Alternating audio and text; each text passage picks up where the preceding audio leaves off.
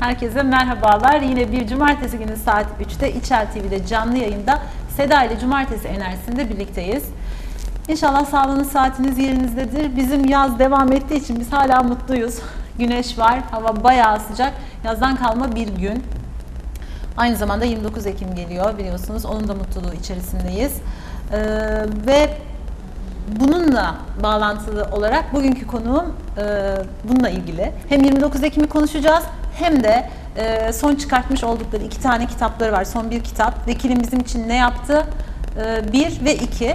Bunlarla ilgili konuşacağız. Mersin için neler yapıyorlar? Bunlarla ilgili konuşacağız. Konuğum kim? Cumhuriyet Halk Partisi Mersin Milletvekili Avukat Alpay Antmen. Hoş geldiniz. Hoş bulduk. İyi yayınlar diliyorum. Çok teşekkür ederim. Uzun zamandır bir konuk almak istiyorum sizi. Çok uzun oldu. Pandemiden bu yana Instagram'da 2 defa konuğum olmuştunuz canlı yayında. Ondan sonra bir türlü bunu denkleştiremedik. Bugüne kısmet oldu. Bugüne kısmet oldu. Evet. Çok yoğunsunuz çünkü. Sürekli şehir dışındasınız. Yani 2 gün, 3 gün Mersin'desiniz hafta sonu. Tabii meclisin açık olduğu günler Salı, Çarşamba, Perşembe günü Ankara'da mecliste çalışıyorum. Onun dışındaki günlerde Cuma, Cumartesi, Pazar ve Pazartesi Mersin'de sahadayım.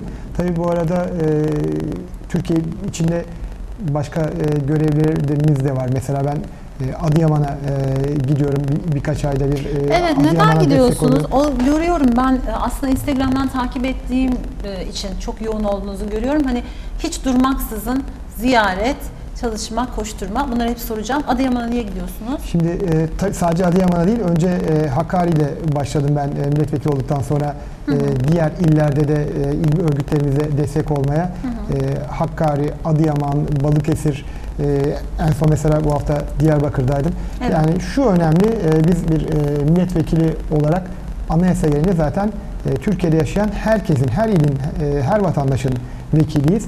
Tabii kendi partimiz adına sadece Mersin'de değil, Mersin milletvekili olarak partimizin görevlendirdiği diğer illerde de çalışıp halkla buluşmak, halka gerçekleri anlatmak veya daha da önemlisi bence halkın sorunlarını dinleyerek o sorunları halkın düşüncelerini ve çözüm önerilerini alıp bunları harmanlayarak partimin, Cumhuriyet Halk Partisi'nin iktidara hazırlama görevini yerine getirmeye çalışıyorum. Onun için bol miktarda gezi, çalışma. Kesinlikle. Yani bir tek şeye ihtiyacımız var diyorum. Çalışkan olmak. Benim her zamanki şiarım çok çalışmak, daha çok çalışmaktır.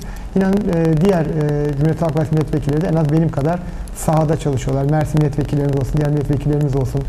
Hem pandemiyi dinlemiyorsunuz vekilim.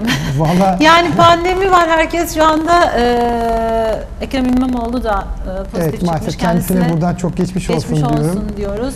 Soner Bey de aynı şekilde oldu. Evet, Çukurova Belediye Başkanımız. Evet, belediye başkanı. Antalya Büyükşehir Belediye Başkanımız yoğun bakımda. Şimdi tabii bu süreç çok önemli. Halkımızın Covid'e çok dikkat etmesi gerekiyor. Sosyal mesafe. Nasıl korunuyorsunuz? Onu ben size sordum ama burada canlı yayında da söyleyelim. Çünkü çok dolaşıyorsunuz, çok geziyorsunuz. Evet. Sadece maske dediniz. Ben de hakikaten maske bu kadar hani koruyor mu dedim. Şimdi önemlisi, tabii en önemlisi maske. Sosyal mesafe ve hijyen, el temizliği. Elimizi her yere dokunuyoruz. Ama elimize her yere dokunduktan sonra ağzımıza ve burnumuza, gözümüze götürmediğimiz sürece mikrop bize ya da virüs, korona bulaşmayabilir. O yüzden maskeyi mutlaka ve mutlaka kullanacağız. Elimizi bir yere dokunduktan sonra mutlaka elimizi bol sabunla en az 20 saniye yıkayacağız ve sosyal mesafeyi mesela en az şu şekilde korumamız gerekiyor. Bunlara çok dikkat ediyorum ama beni halkımız görev yapmam için, çalışmam için seçti. Pandemi deyip kenarda oturma lüksümüz yok. İşte belediye başkanlarımızı görüyorsunuz. Onlar da aynı yani şekilde. Bizler hayatımızı, ailemizi, çoluğumuzu, çocuğumuzu bir yana bırakarak bu halk için çalışmak azim ve kararlılığındayız. Koronadan tabii ki hep beraber korunmak zorundayız. Hem kendimiz için hem bunu diğer sevdiklerimize ve diğer insanlarımıza bulaştırmamak için özellikle dediğim gibi sosyal mesafeye ve maskeye çok dikkat etmeye çalışıyorum. Hijyene yaptık mı diyorsunuz? Tabii. 3 tane kurala dikkat ettik mi? Şu ana kadar korundum diyorsunuz. Evet. İnşallah bundan sonra korunursunuz. İnşallah. Ben bugün haberi duyunca dedim ki Yaklaşma vekile. evet, yani acaba dedim iptal mi etsek? 5 gün, çünkü Ankara'da meclistesiniz, Diyarbakır, Adıyaman'a, Diyarbakır'a gittiniz, geldiniz falan, çok dolaştınız. O yüzden ama devamlı 8 aydır devamlı dolaşıyoruz. Bir de ben Adalet Komisyonu üyesiyim Türkiye Büyük Millet Meclisi'nde. 2020 içindeki pek çok kanun, işte torba kanunlar Plan Bütçe Komisyonu'na geliyor. Onun dışında olan kanunların tamamı bizim komisyonumuza geldi. Af yasası günlerce uğraştık. Ardından baroların bölünerek Türkiye'de hukukun yok edilmesi kanunu diyorum ben. O daha sonra sosyal medya kanunu. Tam 6 ay boyunca biz komisyon, toplantı odası, ondan sonra genel kurulda devamlı mecliste aktif olarak çalıştık. Ben ve komisyondaki diğer milletvekili arkadaşlarım, sonra genel kuruldaki milletvekili arkadaşlarımız. O yüzden biraz da koronaya karşı şerbetlendim diyeceğim ama Allah korusun yarın herhangi bir şey yok, olabilir. Büyük konuşmayalım. Büyük konuşmayalım. Siyasetten evet, de çok konuşmayacağımızı söylemiştik ama evet, bugün gene siyaset de yok. Bugün evet, Mersin olsun. Daha Mersin konuşalım. Sizin Peki. tam olarak neler yaptığınızı, ama tabii ki arada ufak tefek geçecektir. Sonuçta yaptıklarınız siyasetle ilgili. Siz bir siyasetçisiniz. Aynı zamanda avukatsınız. Evet. Biraz onu da sormak istiyorum. Neden avukat olmak istediniz? Şimdi mesela siz de profesyonel koçluk yapıyorsunuz. Evet. Öğrencilerinize özellikle sınavlar için Evet. destek vermeye çalışıyorsunuz. Benim nasıl avukat olduğumu ya da nasıl hukuku tercih ettiğimi anlatmak belki bir ders niteliğinde Evet, olabilir. yani onu kısaca bir öğrenmek istiyorum. Öğrenciler de buradan ondan bir feyz alırlar. Kimler avukat olmalı? Hangi duyguyla bunu seçtiniz? Önce nasıl seçtiğinizi anlatalım. Evet, o zaman nasıl seçtiniz? hasbelkader. Gerçekten. Yani nasıl hasbelkader? Ben Puan tuttu gittiniz. 1986 Tevfik Sarıgül Lisesi mezunuyum. Fen mezunuyum. Matematiğim orta seviyenin üstündeydi ama fenim çok iyiydi. Biz o zamanki üniversite sınavında Tıp o zaman sizin şeyiniz. Tabii birinci sınav Mersin'de yapılıyordu, ikinci sınav Adana'da yapılıyordu. Üniversite sınavına girdim. Bir de o zaman biz cevap anahtarlarımızı alıyorduk. Cevap anahtarımı aldım. Tercihlerimizi de sınava girmeden önce teslim ediyorduk. Tercihlerim de yapılmıştı. İlk 5 tanesi tıp fakültesi, 6.'sı Ankara hukuk, 7.'si Ankara siyasal. Aşağısı yok zaten, çok önemli değil. Sınavdan çıktım. Her zamanki gibi Ankara tıp fakültesi çıkacak. İşte 30 soruda 23,5. Her zamanki gibi dediniz, daha önce sınavlara Hayır, girdiğinizde yani hep tıp. anlamında ilk kez sınavaydım, bir kere de kazandım ama tıp Hayır, daha hayalimdi. önceki deneme sınavlarınızda Tabii, onu tabii, tutturuyordunuz tabii. yani. Birinci sınavımda %2'lik dilimdeydim. O zamana göre 165 puan civarında bir puanım vardı. Yani az puan aldım diye üzülürken Ankara tıp, Hacettepe tıp niye olmadı diye üzülüyordum sınavdan çıktıktan sonra ve sınavlar bir gün önce gazetede ilan ediliyordu, ÖSYM ilan ediyordu, sonra postaya veriliyordu. Gazeteden bir baktık, Ankara hukuk. Sonra cevapla anahtarıma baktım, bir soruda kaydırma. İşte dikkat çok önemli. Dikkat eksikliği. O anda Temmuz'un bilmem kaçıydı, Temmuz sonuna doğru Adana'da bir ilkokula sınava girdim. Sıcaktı. Sıcak ama şimşekler çakmaya başladı ve yağmur yağdı. Çok şiddetli bir yağmur indi. Sesiniz dağıldı. Sol tarafa pencereden baktım, babam, annem işte okulun bahçesinde mi, orada bir ağaç vardı, ağacın altında mı diye. Orada atlamam gereken soruyu boş bırakmadan devam etmişim. Biraz kader. Evet, ama ondan kader. sonra 10 kere, 100 kere, 1000 kere Şükrettiniz. dünyaya gelsem tekrar avukat olurum, O hukukçu zaman olurum diye demek düşündüm. ki aslında sizin gerçek işiniz buymuş. Tencere yuvarlandı, kapağı. Evet. Bu Güzel bir derler. kader olmuş. Evet, güzel Peki. bir kader oldu. Yaklaşık 30 yıla yakındır avukatlık yaptım. Mersin Barosu'nun 2 dönem başkanlığını yürüttüm. Birçok sivil toplum örgütünde çalıştım. Nükleer Karşı Platformu'nun dönem sözcülüğünü yaptım. Ondan sonra da Cumhuriyet Halk Partisi beni milletvekilliği olarak onurlandırdı. Halkımızın oylarıyla, teveccühüyle bu kutsal görevi elimden geldiğince iyi yapmaya çalışıyorum. İşte avukatlıktan milletvekiline, o da bir hatayla başlayan ama sonu iyi giden bir hikaye diyebiliriz. Fakat genç kardeşlerimiz, öğrenci kardeşlerimiz dikkatlerini hiç bozmasınlar. O dikkat çok çok önemli. Kimler hukuk seçsin? Benim gibi çok konuşanlar hukuk seçebilir diyebiliriz. Bölmem gerekiyor arada, kusura bakmayın. Yok, yayın çok, yayın saati kaçar. Tam sorularımızın hepsini cevaplayamayız. Kitabımızı konuşamayız. Kimler hukuk seçsin hemen söyleyelim. Çok okuyanlar, okumayı sevenler, biraz matematik bilenler, çünkü hukuktaki bağlantıları iyi kurmaları gerekiyor. Hukukçuluğu bir meslek olarak ve bir hayat tarzı olarak benimseyenler hukukçu ve ondan sonra da avukat olmalı diye düşünüyorum. Hakimlik ve savcılık mesleği de güzel meslek ama avukatlık hepsinden çok daha zor. Bence savunma hakkı daha kutsal bir meslek. Çünkü avukatlık mesleği mesela 3000 yıl önceye gidiyor ve bir insanın diğerini savunmaya başlamasıyla başlayan meslek. Kendini iyi ifade edemeyen, anlatamayan bir şahsı, bir akrabası, bir yakını sen bunun yerine konuş dendiği anda bu meslek işte yaklaşık 3000 yıl önce başlıyor. Böyle başlıyor. Bu mesleği hayat tarzı olarak da benimsemeli arkadaşlarımız. İki meslekte konuşma istiyor. İki meslekte hızlı düşünme, hızlı cevap verme yeteneği istiyor. Psikologluk. Hem siyaset. Onu benim için söylediniz herhalde. Siyaset artı avukatlıktan bahsediyorum. Yani sonuçta milletvekili de bir algının hemen yani hemen cevap verme, hızlı cevap verme, çabuk düşünme, çabuk karar verme, doğru karar verme, değil mi? Bunlar aslında çabuk karar vermeden ziyade bin dinleyip, bin düşünüp bir konuşma olması gerekiyor siyasette. Ben siyasetin halkın yararına yapılması gerektiğine inanıyorum. Yani ne güzel söylediniz. Şu anda ben çünkü var olandan bahsediyorum. Yok, genelde siyasette hızlı cevap ver, çok konuş, çabuk konuş. Ama siz ne diyorsunuz? Daha az konuşup daha çok dinlemek gerekiyor.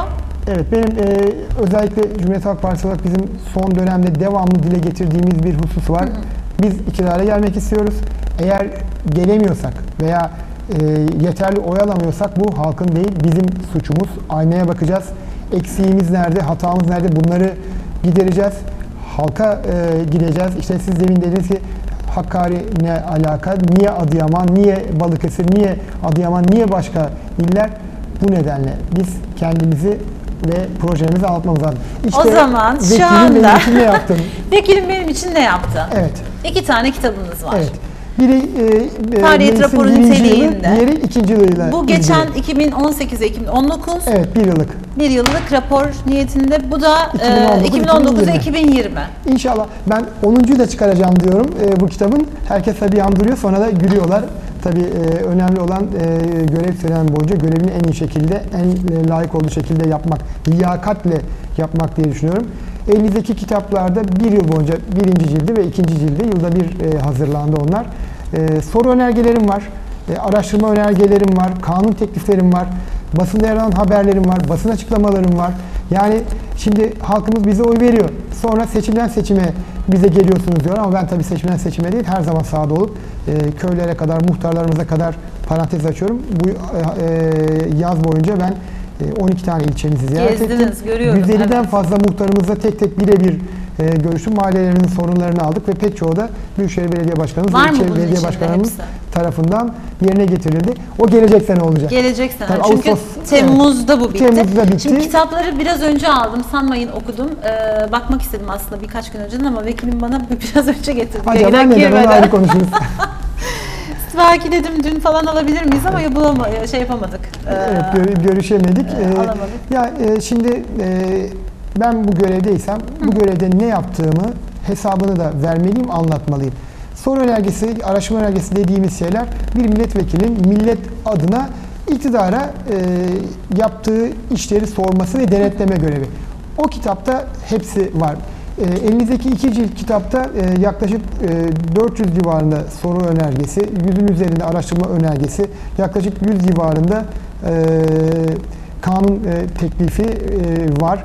Basındaki haberlerimiz var. Mesela Mavi 2. cilt, Alman Bild'de çıkan bir haberim var. O dahi var. Almanya'nın ve Avrupa'nın en büyük gazetesine dahi artık bir haberimiz çıktı. Gururla onu da koyduk. Yerel basın, ulusal basındaki haberlerimiz var. Basın açıklamalarım var. Söz uçar, yazı kalır. Ben de hepsini, ne yaptıysam oraya döktüm. Ne yaptıysanız hepsini yazdınız, unutulmasın. Sevabıyla, günahıyla, iyisiyle, kötüsüyle yaptığım her şey birer yıllık dönemler halinde bu faaliyet raporu bu kitapçıklarda var. Mesela açtım şu anda 133. sayfada Türkiye'de her gün görevini zor şartlar altında yapan sağlık çalışanlarıyla ilgili bir şey çıktı. Evet, bir soru önergesi olması gerekiyor. O konuda araştırma önergesi ve aynı konuda kanun tekliflerim de var. Çünkü bu pandemi sürecinde gerçekten biz halk olarak her türlü önlemi almamız lazım ama sağlık çalışanlarımız, doktorlarımız, hemşirelerimiz, hasta bakıcılarımız önemli bir şey çıktı. Tarsus'la ilgili. Çalışıyorlar. Tarsus'la ilgili olan çok... 19 Aralık 2019'da Lütfen. muayene olduğu Tarsus Devlet Hastanesi'nde çektirdiği röntgen filmini göstermek için Doktor Şakir Alper Cansever'in odasına girmiş. Bu sırada kadın hastayı muayene eden Cansever dışarıda beklemesini söylemiştir. Burada herhalde bu doktorun vurulması değil mi Alper Cansever? Evet, doktor arkadaşımızın saldırıya uğramasıyla. Evet. Şimdi konudan konuya atlıyoruz ama sağlık çalışanlarımız bu pandemi sürecinde can siparişine çalışıyorlar ve kendini böyle bilmez, hadsiz ve densiz insanlarda doktorlarımıza, sağlık çalışanlarımıza saldırıyorlar. Bu utanç verici. Bu konuda ciddi cezalar verilmesi, caydırıcı cezalar verilmesi ve tutuklama bir önlemdir ama tutuklamanın burada belki de bir ön cezalandırma olarak kullanılması gerekiyor. Çünkü bir düşünün, bir ilçede tek bir doktor varken o darp ediliyor ama biraz sonra o doktor kendi yaralarını sarmadan sizin hastanızı, senin de öldüğün doktor senin hastanı, senin eşini yine muayene ediyor. Evet. Etmese ne yapacaksın? Halkımızın bunu anlaması gerekiyor. Şiddetin hiçbir haklı gerekçesi yoktur.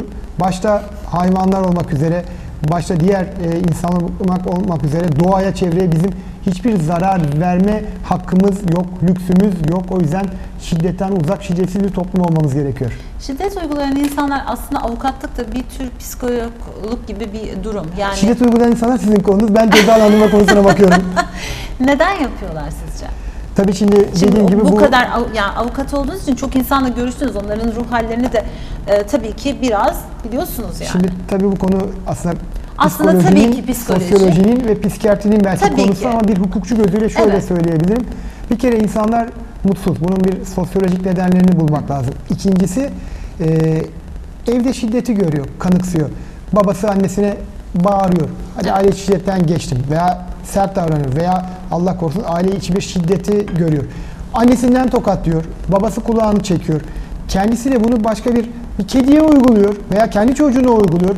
Dışarıda birine yapıyor. Yani bu aslında eğitim meselesi. Görerek kötü öğreniyor. Öğrendiğinde kanıksayarak uyguluyor. Kimsenin kimseye manevi, psikolojik şiddet daha yapma hakkı yok ama biz bunu aileden başlayarak öğretmek, anlatmak ve şu toplumu şiddet sarmalından kurtarmak zorundayız. Bakın geçen ay başında bir hafta içinde 6 tane kadın aile şiddete kurban gitti, öldürüldü. Evet. Yani biz dayakla başladık, öldürmeye kadar gittik. Yarın ne yapacağız? Neden ceza artmıyor? Cezalar aslında Türk Ceza Kanunu'nda çok yüksek. Cezaların artması da bir çözüm değil. Ceza hukukunun amacı, esas amacı hani aslında caydırıcı ıslah etmektir. olması gerekiyor diyorlar ya. Caydırıcı olmasıdır ama bir insanı öldürmenin cezası ağırlaşmış müebbet hapis cezası. Cezaevine gireceksin, tabutla çıkacaksın. Eğer buna rağmen bir insan caymıyorlar, öldürüyorsa birini, bu Türk Ceza Kanunu'ndan, mahkemelerden değil, kimse kusura bakmasın, ben bir hukukçu olarak söylüyorum, eğitimle başlar. Bu devlet politikasıdır. Türkiye'de öldürülen her kadın, yani kadın cinayetleri politiktir. Türkiye'de öldürülen aile şiddete kurban giden her kadın da siyasi iktidarında maalesef sorumluluğu vardır. Çünkü siyasiler ben Türkiye'nin her şeyini düzelteceğim, iyi yöneteceğim diye geliyorsa bunu çözmek zorundadır. Kimse ben iktidarım, ben cinayetlerden, kadın cinayetten, aile içi şiddetten beni niye sorumlu tutuyorsunuz diyemez. Bunların sosyolojik temellerine inmek ve insanlarımızı eğitmek zorundayız. Bir kere kadın şiddete, aile şiddete ve kadın cinayetlerine gelmişken şunu söylemek lazım. Siz vakit dar değilsiniz, hızlı anlatıyorum.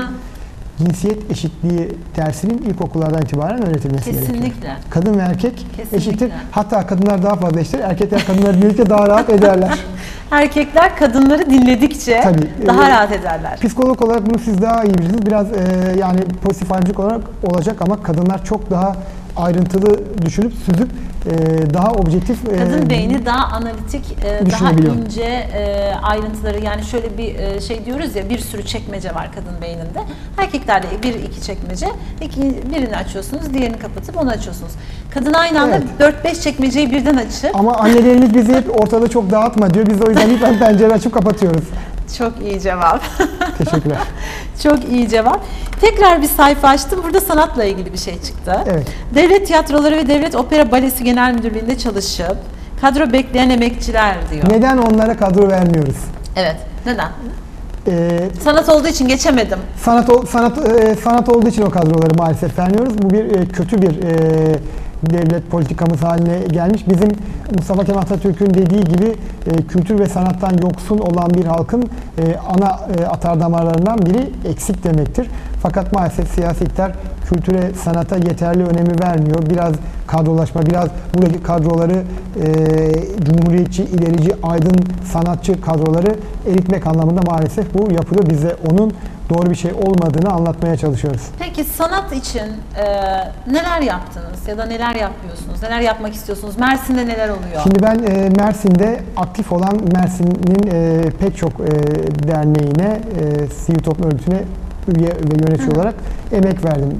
Sanat olarak İçel Sanat Kulübü'nde milletvekili olmadan önce danışma kurulu başkanlığı yaptım. Akdeniz Opera ve Kültür Derneği var. Türkiye'nin tek opera ve bale derneği. Üyesi olmaktan onur duyuyorum. Tabii ben bir sanatçı değilim ama baro başkanlığı yapmış bir hukukçu olarak nacizane elimden geldiğince emeğimi vermeye çalışıyorum. Nasıl destek verdim? Mesela baro başkanlığı döneminde Mersin Opera ve Balesi'nin hemen hemen bütün temsilleri için Mersin Barosu'na biletler aldık. Şimdi o da şu anda da devam ediyor tabii pandemi süreci hariç. O temsilleri avukat arkadaşlarımıza ücretsiz dağıtarak hem opera baleye katkıda bulunmaya çalıştık hem de sanata meraklı meslektaşlarımızı taşıdık.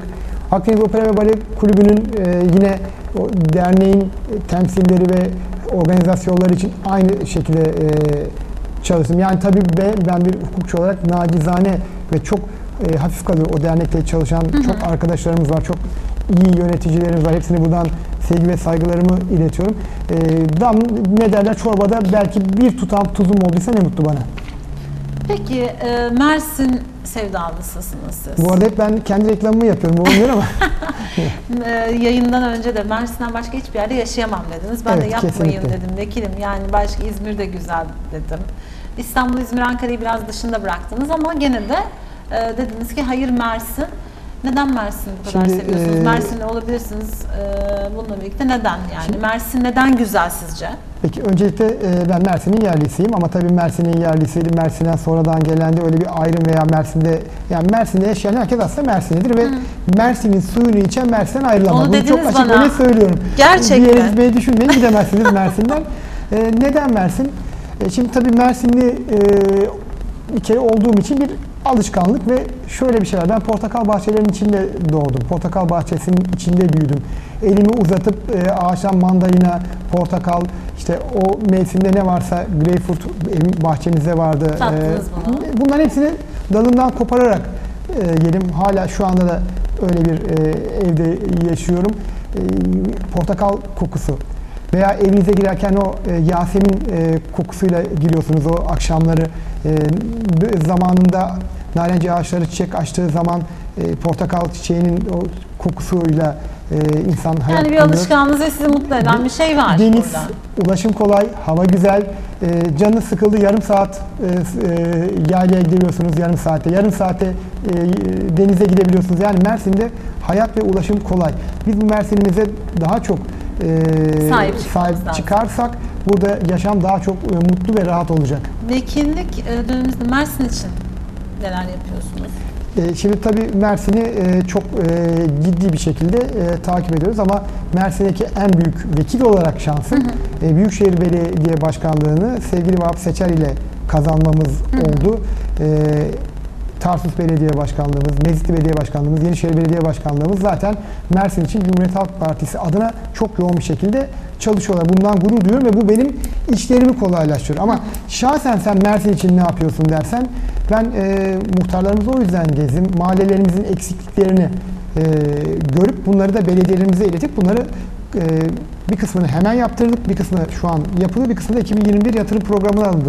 Örneğin asfalt veya daha büyük yatırımlar gerektiren işler 2021'de yapılacak ama boşa gezmedim eğitim ben için bu kenti. peki? Çukurova Havalimanı hemen eğitime girmeden önce her seferinde söylüyoruz. Çukurova Havalimanı'nın bir an önce yapılması gerekiyor. Mersin için değil mi? Mersin Evet, için. kesinlikle. Onu soracaktım. Çeşmeli Taşucu Otobanı'nın bir an önce bitmesi gerekiyor. Anamur Tüneli'nin bir an önce bitmesi gerekiyor. Heyelan'da yıkılan, yok olan Silifke Mut yolunun bir an önce yapılması gerekiyor. Gerçi hızlı kamulaşma kararı alındı. Silifke'nin Kargıcak mevkiinde acele kamulaşma yapılarak yol açılacak. Valla sözünü siyasi iktidar sahiplerinin vermesi gerekiyor. Biz takipçisiyiz. Biz Mersin için halkımızın ihtiyaçlarını gün be gün, her gün kafalarına artık vuruyoruz. Yapmazlarsa da kusura bakmasın bir daha Mersin'e gelip o istemesinler. Kesinlikle havalimanı şart.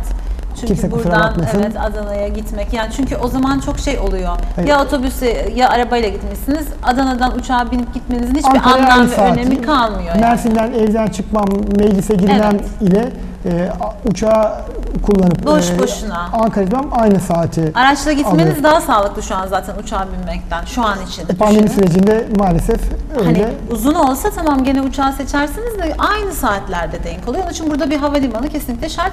Kesinlikle bir de Mersin artık hani bayağı böyle gözde büyük bir şehir halinde değil mi? Adana Havalimanı artık şehrin içinde ve çok yeterli kalmıyor. Aslında Çukurova Havalimanı'nın ilk başta düşünüldüğü gibi uluslararası havalimanı olması gerekiyor. Çukurova Havalimanı'nı uluslararası olarak başladı siyasi iktidar. Şimdi bölgesel havalimanının düşürüyor. Şimdi kapasitesini de düşürmeye çalışıyor. Bu asla ve asla kabul edilebilir, doğru bir şey değil. Tren vardı değil mi Mersin'de? Pandemi nedeniyle maalesef hızlı tren çalışamıyor. Yoksa çok tıklım oluyordu. Biz onu düşündük. Bunu acaba gündeme getirebilir miyiz diye ama pandemi sürecinde trenin çalışmaması çok da normal doğruymuş. Ankara ile Mersin arasında hızlı bir tren olmayacak mıydı? Mavi tren vardı. Mavi tren o konuda da soru önergen var. Herhalde defalarca onu da gündeme getirdik ama mavi treni kaldırdılar şimdilik. O da Yenice'den çıkan bir Ankara-Adana ekspresi vardı. O şimdi Çukurova durdu mu? Ekspresi vardı. O şimdi durdu. Pandemi sürecinde zaten bir yıldır hiçbir tren yok maalesef. Tren yok. Şu anda Adana'ya da tren yok. Yok hayır. Banliyö trenlerimiz, hızlı trenlerimiz de yok. Çünkü onlar yaygın yani salgını arttıracağı için çok kalabalık oluyor. Çok kalabalık oluyordu. Pandemi sürecinden sonra bakacağız. Adana-Mersin arasında, Adana-Tarsus-Mersin arasında tren seferlerinin tekrar başlaması gerekiyor pandemiden sonra. Daha sonradan çünkü okullar da şu anda zaten üniversiteler açık olsa onların da açılması lazım bir şekilde. Çünkü öğrenciler gidip gelecek. O Yenice... Tabii ama pandemi süreci de gerçekten zorlu bir süreç. Ve şunu da söylemek istiyorum. Halkımız rehavete kapılmasın. Maalesef siyasi iktidar buradan bir başarı hikayesi yazmaya çalıştı ama çuvalladı. Şu an rakamları, gördüğünüz rakamları 10'la çarpın. Örneğin dün yapılan açıklamada İstanbul'daki vaka sayısının Türkiye vaka sayısının %60'ı olduğu söylendi ama adet kaç? Türkiye toplam adet kaç? Bilmiyoruz. Bir siyasi iktidarın halkından herhangi bir şey gizlemeye hakkı ve lüksü yoktur. Bu gerçekten de görev suçudur. Ve şunu söylüyorum, her şey şeffaf olsun. Şeffaf olunca dış yatırımcı gelmez, turizm gelmez ama bir insan canı her şeyden daha önemlidir. Hayır, şu an bizim için önemli olan insan sağlığı ve insan canı. O yüzden biz ekonomiyi şu an ikinci plana itebiliriz. Ama sosyal devlet ilkesi gereğince bu ekonomik durumda, ekonomik buhranda devletin görevi halkının ekonomik refahını sağlamaktır. Biz yıllardır devlete vergi ödüyoruz, askere gidiyoruz. Şu pandemi döneminde de hiç kimse kusura bakmasın bu devlet vatandaşına bakacak. Bakıyor mu? Bakmıyor. Ben 2 gündür KOBİ'leri geziyorum, iş insanlarımızı geziyorum. Yaklaşık 2000 üyesi olan 7 ayrı şu anda iş insanı açısından bayağı sıkıntılı bir Türkiye tarihinin en büyük ekonomik buhranını yaşıyor ve gelecek Kasım ayı da biraz daha hani faiz oranları falan da yükseldi şu anda. Pandemi bitmiyor. Yabancı para, döviz ve altın durdurulamıyor. Bununla ilgili olarak siyasetçilerin mutlaka çok kalıcı önlemler alması gerekiyor. Önlemler alması derken biz bunun nasıl olacağını da söyleyeceğiz. Örneğin bu döviz garantili işte Köprülü Şehir Hastanesi'ydi, havaalanıydı. Bu yapılan ücretlerin bir an önce Türk lirasına, mücbir sebep dolayısıyla Türk lirasına çevrilmesi gerekiyor. Cumhurbaşkanlığı Sarayı'nın bir günlük maliyeti 1 milyon TL civarında, bunun kısılması gerekiyor. O danışmanlar ordusunun araç filolarının, o yanan ışıkların, o smoothie ile ejder meyvelerinden bir kere vazgeçilmesi gerekiyor. Birileri tasarruf yapacaksa o halkımız değildir. Biraz tasarrufa devlettir kesinlikle. Gerekiyor. Peki, Sayın Vekilim, eğitimle ilgili Ne düşünüyorsunuz? Tabii şu an, Neler yapmak lazım? Şu an Türkiye son 17-18 Gençler yıldır, ve çocuklar, bakın onlar bizim yani geleceğimiz. herkes genç ve çocuk oluyor. Tabii ki gelecek de onların oluyor. Oradan da 29 Ekim'e geçeceğim.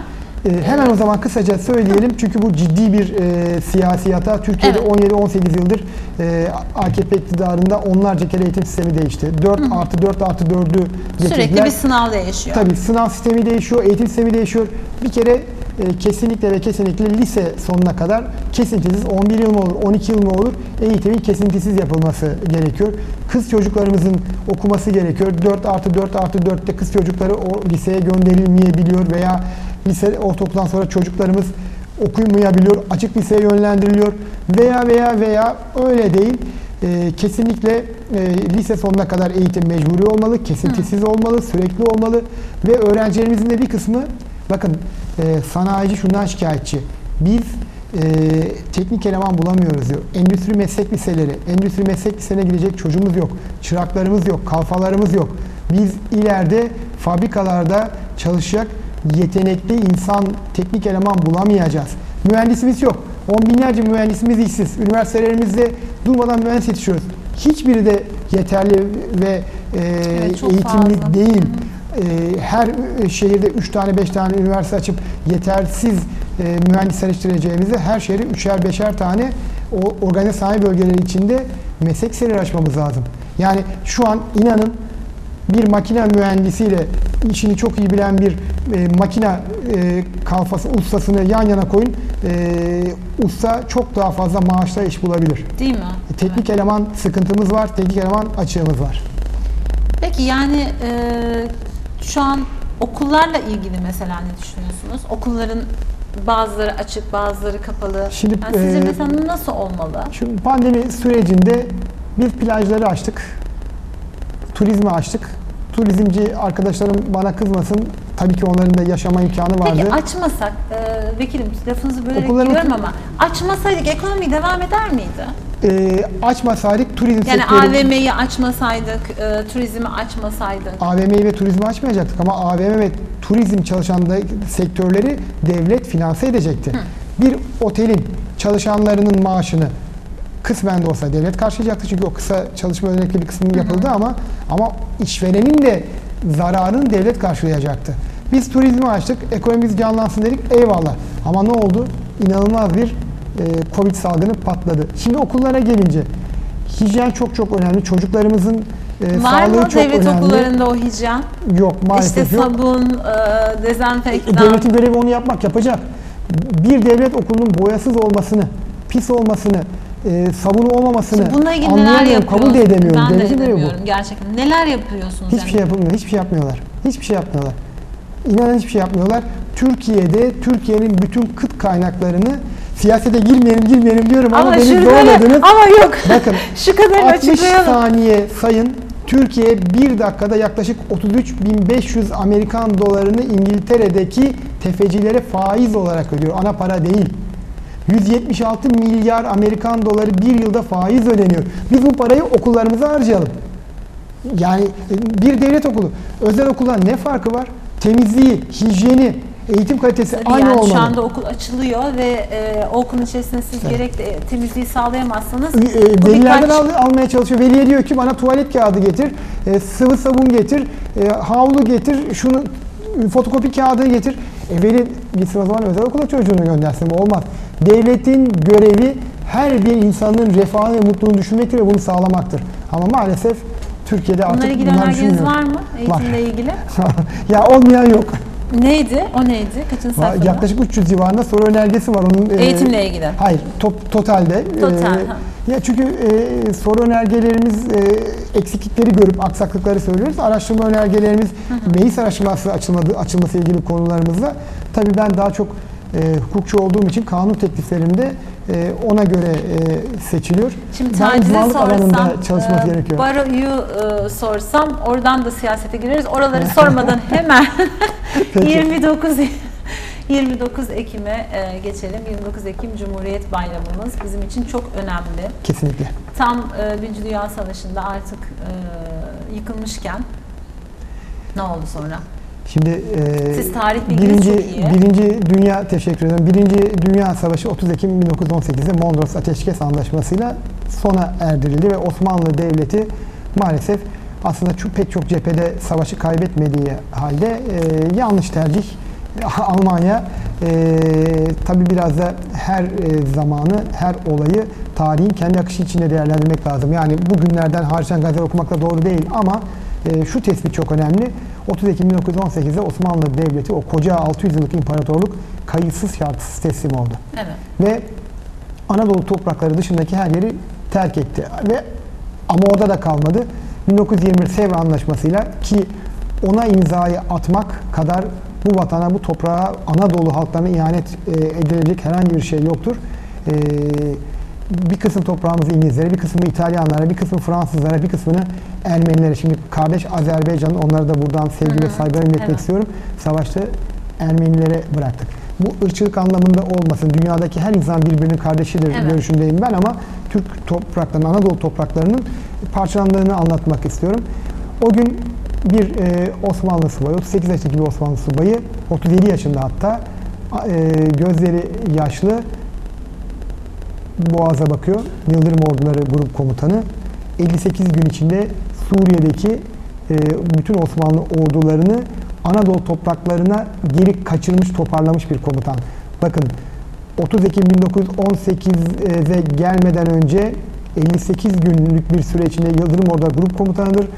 Gazi Mustafa Kemal Atatürk, Osmanlı orduları orada yoyulmasın, parçalanmasın, yok edilmesin, teslim alınmasın diye silahlarıyla ve ağırlıklarıyla Anadolu topraklarına kaçırır.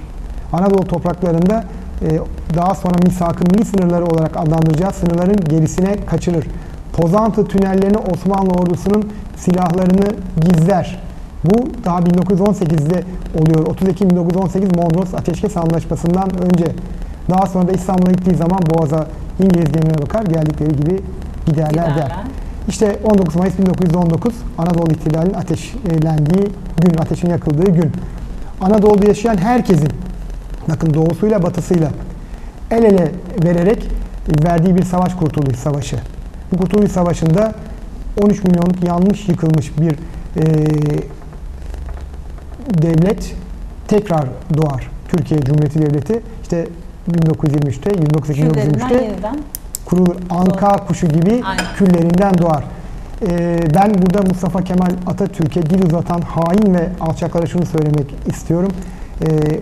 Hataları vardır, sevapları vardır, beğenmediğiniz yönleri vardır ama kurucu önderdir.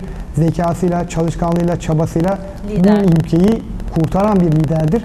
Beğenmeyebilirsin, eleştirebilirsin ama en azından hakaret edemezsin. Saygı duy, ayrı mesele, duyarsın duymazsın ama hakaret etmeyi şu anda varsak, hariç, bir şekilde bu ülkenin içerisinde yaşıyorsak, esir değilsek ve bu ülkede ezan-ı Muhammed okunuyorsa bu Mustafa Kemal Atatürk'ün sayesindedir.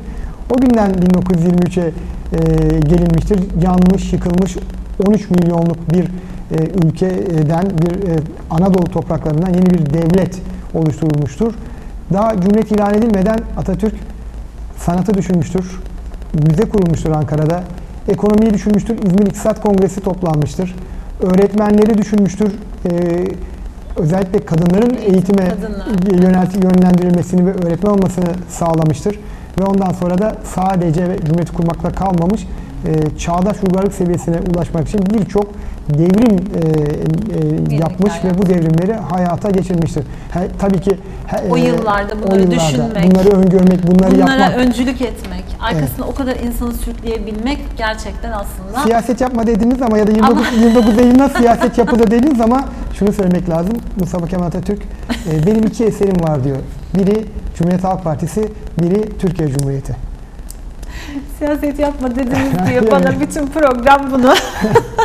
Çünkü bizim programımız siyaset programı değil. Hayır, burada daha eğlenceli bir program olması lazım. Evet. Siyaset de aslında yani kötü bir şey değil. Ama bizim ülkemizde işte biraz kötü olarak anlıyor. Aslında eğlenceli bir şey. Normalde var olan bir şey tabii ki konuşacağız. Siyaseti ama agresif bir konuşma. Yok, agresif olmayacağız. Siyasette şunu düşünün. Salonunuzda 3 tane pencere var. Ortadaki pencere, soldaki pencere, sağdaki iki pencere, yandaki pencere. Her bir siyasi parti bir pencereden bakıyor, bakış açısı. Ama hepsinin baktığı yer aynı. Aynı sokak, aynı park, aynı bahçe, aynı cadde. Yani halka hizmet. Evet. Hepimiz A partisi, Böyle B partisi halka hizmet düşünürsek etmek aslında zorundayız ve böyle düşünmek zorundayız. Evet. Böyle de olmalı. agresiflik olmaz, herhangi bir tartışma olmaz. Amaç aynı aslında. Amaç aynı. Yanlış yapılırsa bu eleştirilir. Ama şu var, biz muhalefet partisi olarak ben muhalefet partisinin yapıcı muhalefet yapmasını gerektiğini düşünüyorum. Partimizde elinden geldiğince yapıcı muhalefet yapıyor. Diyor ki arkadaş sen bunları yap veya daha iyi şeyler yap, ben sana destek olayım diyor. Ki bu da doğru. Eğer Cumhuriyet Halk Partisi doğru bir şey söylüyorsa ve bunu siyasi iktidar AK Parti yapıyorsa Allah razı olsun. Bu halka kim bir iyilik yapıyorsa, bu halkın kim doğru bir şey yapıyorsa, kim bu halkın bir tek kör kuruşuna sahip çıkıyorsa, yemiyorsa, yedirmiyorsa, çalmıyorsa, çırpmıyorsa, hizmet ediyorsa Allah razı olsun. Çünkü ama tersinde de Allah belasını versin yani. O kadar da ucuz değil. Çünkü halkın seçtiği ve halk için konuşan, yani herkesin öncüsü oluyor değil mi siyasetçi? O yüzden siyasetçi halktan aldığı oyla, destekle halkın yararına işler yapmak zorunda. Ama şu var, Türkiye'de siyasetçiler, özellikle iktidar mensupları şunu yanlış anlıyor. Halk birine oy verdiği zaman kendisine seçilmiş kral istemiyor. Evet, o değil işte. Ukalalık istemiyor, ego istemiyor, kibir istemiyor. Evet. Ya arkadaş ben sana oy verdim, benim adıma sadece beni yönet, yönlendir diyor. Evet. Hatta yönetten ziyade yönlendir diyor. Ben yolumu aç, bana fırsat tanımaya çalış. Yani kesinlikle. Herkes kendi başına yol açıp kendi fırsat tanıyamaz. Birliği, beraberliği alıp başta bir lider olması gerekiyor tabii değil mi? belli bir potansiyel, belli bir şekilde plan Herkes de program lider dahil. olamaz. Kimileri takipçidir, kimileri takip eder, kimileri takip ettirir. Ama takip edenler de köle değildir. Oy verenler, Tabii seçmenler ki. köle değildir. Tabii ki. Hiç kimsenin bu ülkenin hiçbir evladını bir kul gibi, köle gibi davranmaya hakkı yoktur. Siyasetçiler bu halkın, seçmenin kölesidir, hizmetkarıdır. Hiç kimse kusura bakmasın. Ben milletvekili olarak bir vatandaş olarak söyleyeyim. Ben seçtiğim bir insanı başıma tac etmiyorum. Bana hizmet etsin diye seçiyorum. O bana hizmet etmek zorunda. Öyle çakarlı arabalarla, korumalarla... görevini yerine getirmek. Yani bir yerden bir yere giderken Sayın Cumhurbaşkanı da olsa, bir bakan da olsa kusura bakmayacak. Vatandaştan hiçbir üstünlüğü yok kimsenin. Doğru söylüyorsunuz. Burada ben Atatürk'ü anmak istiyorum. Liderliğinden biraz bahseder misiniz? Evet, şöyle söyleyeyim. Bize çok tabii, güzel, yani 29 Ekim'in bizim için anlamı Cumhuriyet ve Cumhuriyet fazilettir diyor Mustafa Kemal Atatürk.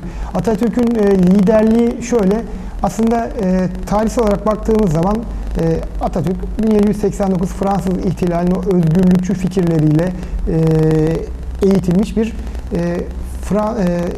Osmanlı aydını, Osmanlı subayı. Bakın o dönemde, yani biz bazı arkadaşlarımız Osmanlı'yı sevmez ama tabii hatalar, sevaplar ayrı, ama yetiştirdiği subaylar aydın, ilerici, devrimci, en az bir yabancı dil bilen insanlar. Biz şimdi maalesef öyle aydın, ilerici kişileri eğitmiyoruz. Demek ki burada eğitim sistemimizde bir sıkıntı var. Mustafa Kemal Atatürk aldığı iyi eğitim, kendi üstün zekası ve azim gayretiyle ve çok okuyarak, okuduğu kitap sayısı belki 10 binleri aşan ve yanına notlar alarak çalışan, kitap okuyan bir insan. Zeki bir insan aynı zamanda ama çalışkan. Anıtkabir'e mutlaka her arkadaşımızın kütüphanesini, okuduğu kitapları görmesini istiyorum. Atatürk öncelikle bir asker. Savaş kaybetmeyen bir asker. Oradan da bir disiplin var zaten değil mi? Asker olmaktan. Öngörü var. Çok okuyor. Dünyayı takip ediyor. Bilmediği konuları araştırıyor. Bilmediği konuları tartışıyor. Ve mesela gerek Çankaya Köşkü'nde ya da İstanbul'da, o zaman İstanbul Dolmabahçe Sarayı'nda akşamları 3 ayrı masa kurulmuş. İlk erken akşamda bütün devlet erkanlığıyla fikir alışverişi. Onlar gittikten sonra fikirlerin daha fazla yoğunlaşacağı ikinci bir halka. Onları da yolcu ettikten sonra gecenin bir yarısı karar alacak üçüncü bir halka. Yani 3 halkadan, 3 süzgeçten geçirmeden karar vermeyen bir lider. Eğitimi çok iyi. Kendini çok iyi geliştiriyor. Çok zeki. Devamlı okuyor. Bilmediğini öğreniyor. Bilmediğini danışıyor. Ve ondan sonra da onu kararlılıkla yapıyor. Kimse de önüne çıkamıyor. 28 Ekim'de... İstikrarlı aynı zamanda ve tuttuğunu koparan, tabii, değil mi? 28 Ekim 1923'te diyor ki arkadaşlar yani Evet. Cumhuriyeti ilan edeceğiz. Herkes yok. 29 Ekim'i sordunuz. Ben size şöyle söyleyeyim. Ama Samsun'a çıktıktan sonra Anadolu'da bir hareket başlıyor. İşte Erzurum, önce Amasya, Erzurum, Sivas gezerken yolda notlar aldırıyor yaverine. Yaz diyor. İşte şunu yapacağız, misak-ı milli ilan edeceğiz. Bunu yapacağız. Ve en son şunu diyor, yaz çocuk diyor, Cumhuriyeti ilan edeceğiz. Yaveri diyor ki, elimden kalem düştü şaşkınlıktan. Sene 1919. Ve bir hayal ülke bugüne kadar getirdi. Bu ülkede bugüne kadar taş üstüne koyan, başta Mustafa Kemal Atatürk olmak üzere herkesten Allah razı olsun. Bizim özellikle siyasetçilerin, hepimizin görevi bu ülkede halk için, halka hakça hizmet etmek. Halka hizmet eden hakka hizmet eder. Değil mi? Peki o zaman Mersin'le ilgili bir soru gelmiş. Şimdi KOBİ'leri ziyaret ettim dediniz. Esnaf biraz sıkıntılı. KOBİ öyle. Neler yapılacak? Neler planlıyorsunuz? Şimdi tabii 81 ilde... Şu anda okulların da tam açılmaması sebebiyle... Onunla ilgili bir esnaf çalışmamızı yaptık. Yani okulla ilgili olan esnafın ayrı bir sıkıntısı var. Evet. Şimdi önce... Küçük esnafın ayrı bir sıkıntısı var. Esnafımızın ayrı sıkıntısı var. Mahalle bakkalımızın bir sıkıntısı var. Okullar açılmadı diye özellikle kantincilerin, okul servislerinin, kırtasiyecilerin, kıyafet satanlar, okul kıyafet satanların ve özel okul işletmecilerinin sorunları var. KOBİ'lerin ciddi finansman sorunları var. Biz 81 ilde tüm milletvekilimiz o ilde olsun olmasın geziyoruz. Milletvekili çıkartamadığımız illerde dahi görevli olarak raporlar hazırlıyorlar. 28 Ekim'de biz bunları Sayın Genel Başkanımıza sunacağız. Ama benim gördüğüm şu, bir şeyden gurur duyuyorum. KOBİ'lerimiz, işverenimiz, iş adamlarımız diyor ki, devlet bize karşılıksız bir hibe vermedi bu pandemi sürecinde. Vermesin diyor, vermesin. Biz diyor çalışırız, üretiriz, kazanırız, vergimizi öderiz. Ama diyor kimse kusura bakmasın, hakça, eşit ve adil olarak bize faizsiz ve ön ödemesiz veya ileride ödenecek kredi imkanları sağlansın. Yani iş adamlarımız hibe istemiyor. Sadece faizsiz destek istiyor. Şu an kredi garanti fonu dediğimiz KGF kredileri bitmiş durumda. Ama çok üzülerek tespit ettiğim hususlar var. Bunu Genel Başkanımızla paylaşacağız. Kamuoyuna artık kendisinin açıklaması doğru olur. Bu çoğu kredinin çok da doğru kullanılmadığını müşahede ettik. İhtiyacı olanlara verilmediğini, ihtiyacı olmayanlara bol bol verildiğini, yani parası olan, imkanı olanın daha çok kredi aldığını ama borç içinde yüzüp o borç sarmalından kurtulmak isteyen işletmelere sen işte kredi notun düşük deyip kredi verilmediğini, ya adamın parası varsa zaten onun krediye ihtiyacı olur, ona verme. Esas zor durumda olana ver. Böyle bir ayrımcılık yapıldığına şahit olduk. Pek çok sektörde iş adamlarımızın, mesela şunu söyledi iş adamımız, benim ailemin 40 yıl boyunca ticaretten yarattığı serveti ben bu pandemide harcadım. Ele güne muhtaç olmamak için, kimseye rezil olmamak için. Peki ne zaman tekrar kendine gelirsin? Bu ülkede de 5 yıl gibi bir süreçte toplar. Ben aynı serveti 15 yıldan aşağı yapamam.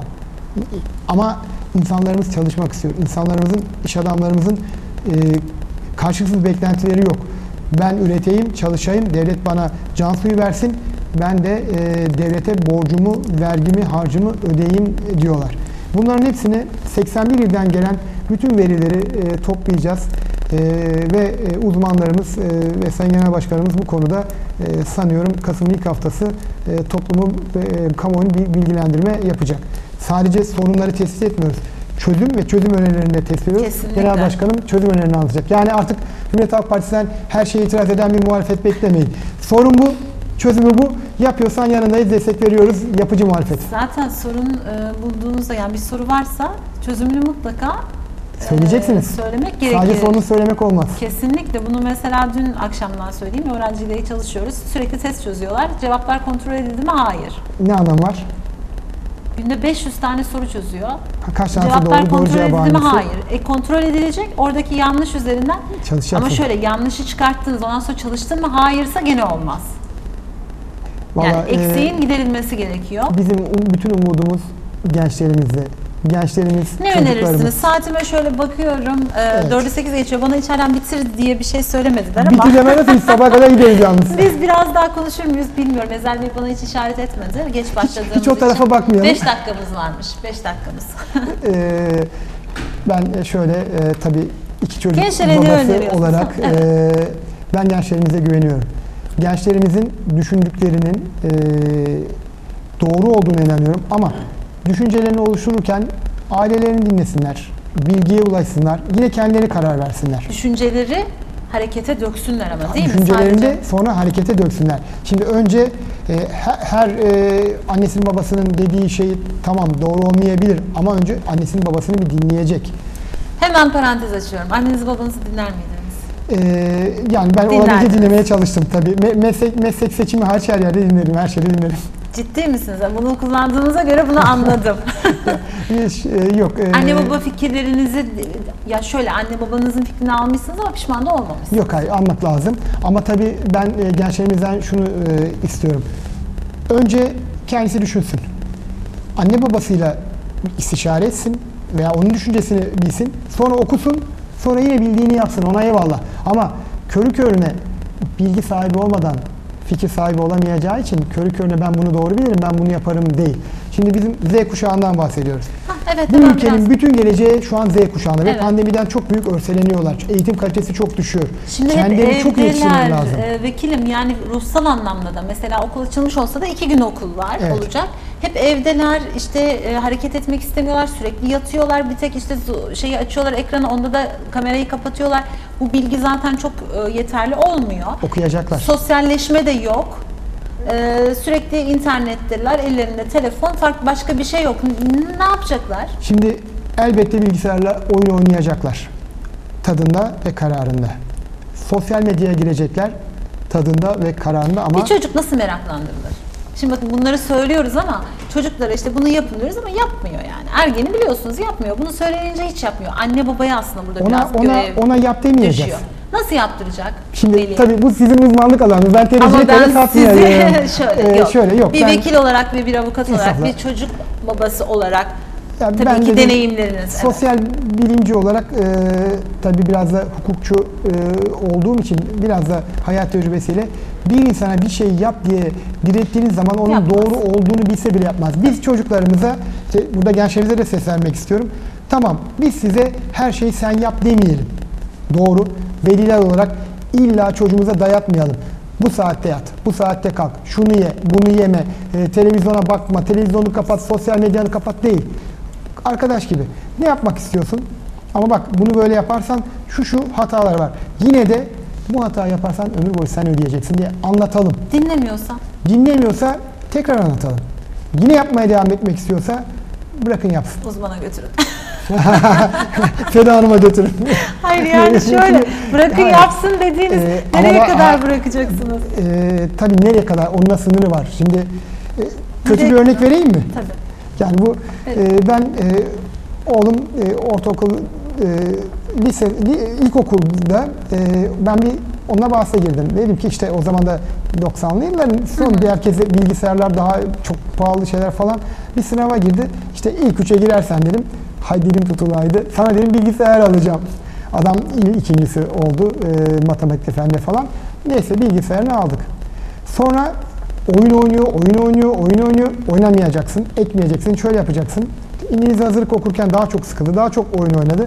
Ben ondan ümidimi kestim. Biraz da artık kendi haline bıraktım. Ama şu an yazılım mühendisi. O bilgisayar çalışmasıyla birlikte... Şimdi varmış yani ilgisi ve o bilgisayar onu iyice körüklemiş. Körüklemiş tabii onu da ebeveyn olarak belli bir sınır. Tamam oyna ama 12'den sonra oynamayacaksın. Veya yani oraya sınır koydunuz. Tabii 12. o sınırlarak ama sıkmadan. Yani biz eğitimde çocuklarımız tamam hiçbir şey bilmiyor ama biz her şeyini silmemeyiz. Dediğim gibi uzmana da danışacaksınız ama biraz da çocuklarımızı rahat bırakacağız. Evet. Ama sürekli çocuklarımız da bunu suistimal vermek, etmeyecekler. Bunu suistimal etmeyecekler. Bunlar hep karşılıklı aslında. Ailede hani çocuk yaştan itibaren aslında ilişkiyle devam Konuşarak, eden bir anlatarak. durum. Evet. Z kuşağına şunu yap dediğiniz zaman öldürseniz yapmıyor. Bir daha tekrar edin. Çünkü ben bunları söyledim diyorlar ki nasıl bir şey yani böyle bir şey mi olur? Böyle bir kuşak mı Hayır, olur? Evet böyle var. bir kuşak var. Var. Burada siyasete girecek çok güzel bir şey ama girmeyeceğim. Z kuşağına bir şeyi zorla yaptıramazsınız. Aslında hiç kimseye bir şey zorla yaptıramazsınız ama Ama Z kuşağı korkutabilirsiniz bir önceki kuşakları belki. Z kuşağı kuşağını korkmuyor da. evet. Çünkü bütün algıları açık. Çünkü onlar internet çağındalar. Çünkü Biliyor bilgiye her an şeyi. ulaşıyorlar. Siz onu korkutsanız da gerçeğini öğreniyor. Hiç şeyle korkutamaz. En Adam kötü- elinde yazıyor, bilgisayarından, telefonundan öğreniyor. Vekilim Görüyor ararım diyor aslında. çocuk şeyini diyor koruma şeylerini diyor beni tehdit ettiğinizi söylerim diyor. Yani Yapar. neler söylüyorlar. Haklı. Aile Sosyal Bakanlığı ararım diyor. Her şeyi söyleyebiliyor. Bilgi güçtür. Çocuk orada güçlü. Ama biz de Z kuşağı bizim çocuğumuzsa evet kişiliğine saygı duyacağız. Ona hayır bunu yapacaksın diye dayatmayacağız. Fakat ona da her şeyi anlatacağız. Kötü şeyleri anlatacağız. Örneklerini vereceğiz. Niye zararlı işte uyuşturucu maddelerden, sigaradan, alkolden uzak durması gerekiyor? Onu anlatmamız lazım. Örneklerle anlatalım. Bir de biraz kısıtlama da yani şöyle çocuk çok rahat ebeveyni de sevmez. Yani her şeye evet diyen Hayır. öyle düşünür, öyle söyler, bana her şeye kızıyor. Hayır öyle değildir aslında. Çocuk bazen sadece bir ailesi onunla ilgilensin diye bile huzursuz bir şey çıkartıyor veya uygunsuz bir şey yapabiliyor. Beni ne kadar sevdiğini anlayayım diye. Bilinçli de yapabilir, onu bilinçsiz de Evet. yapabilir. Azı şımartmak değil ama azı da değil. Tam ortası bulmamız lazım. Aslında kolay bir şey değil ebeveyn olmak. Başka bir yönden de bakalım. Yalnız şu an yani Z kuşağını da eleştirmek gerekirse her şeye çok çabuk sahip olmak istiyorlar. Telefonun en iyisi, ayakkabının en iyisi, kendine göre bir hayat kurmak ve işe atıldığı zaman doğrudan doğruya genel müdür olmak istiyor mesela. İşte bunun da olmayacağını anlatmak lazım. Fakat en kötüsü bunları tecrübeyle yaşayacaklar. O çok kötü. Çok zekiler, Staj çok yaptıracaksınız bilinçliler. küçük yaştan itibaren. Eğiteceğiz. Ortaokul, lisede staj yaptıracaksınız. Okullar olmadığı dönemlerde hep bir yerlerde bir şekilde Bakın, çalışma... okulda başlıyor, ailede başlıyor her şey, okulda devam ediyor. Bizim çocuklarımızı çok iyi eğitmemiz gerekiyor. Biz eğer bu çocukları çok iyi eğitemezsek, Z kuşağından bahsediyoruz, çok bilgililer çok iyi eğitilmezse ama çok her tehlikeli. an başıboşluktan tehlikeli sorumsuzluk Zeka çünkü zeki... sorumsuz olacaklar. Hiçbir Duygusal. sorumluluk almayacaklar. Bu o zaman mutsuz çocuklar, mutsuz aileler daha sonra mutsuz bir toplum yaratacak. Fakat devlet, burada devletin eğitim politikası çok önemli. Bizim devlet ve özel okuldaki bütün öğretmenlerimizi son derece iyi şekilde eğitmemiz ve öğretmemiz gerekiyor. Devlet memuru olarak bir öğretmenin öğrencisini, eğitimi böyle boş verme, pas geçme, sıradan yapma hakkı yok. En iyi maaşı, en yüksek maaşı biz öğretmenlerimize verelim ama onlardan da insanüstü bir çaba Onlardan bekliyor. da Kusura bakmayacaklar. çok iyi bir çalışma. Çok iyi bir çalışma. Gerçekten öğretmen olmak da yani En sadece bu kutsal mesleği mesleklerden seçeyim biri. diye bir durum değil.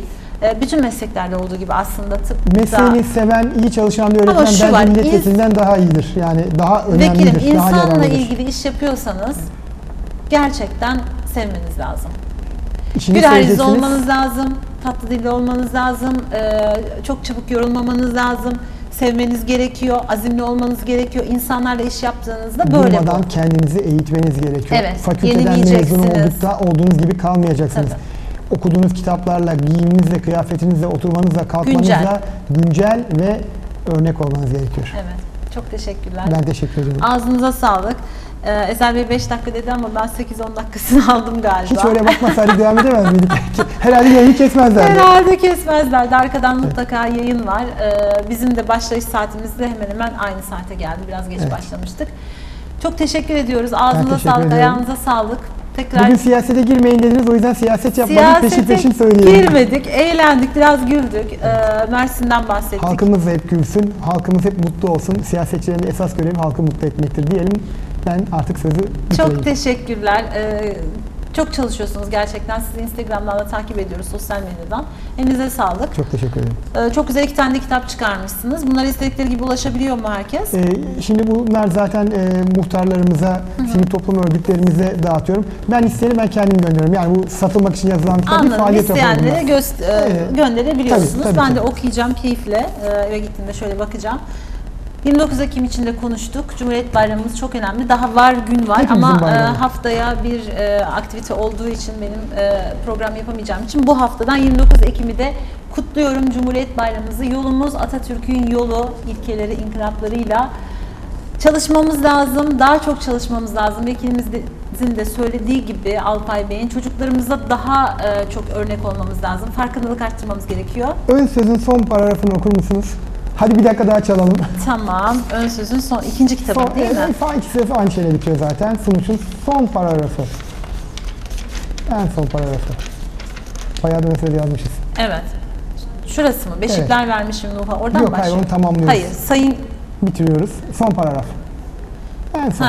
Mustafa Kemal Atatürk'ün dediği gibi başarmak için çok çalışmamız lazım. Çok çalışacağız. Mustafa Kemal Atatürk'ün dediği gibi yaşamak demek çalışmak demektir. Bu nedenle var gücümle çalıştım. Çalışmaya da devam edeceğim. Hepimizin şiarı bu. Çok Evet. çalışacağız. Diyerek programımızı kapatıyoruz. Haftaya değil bir sonraki hafta görüşmek üzere.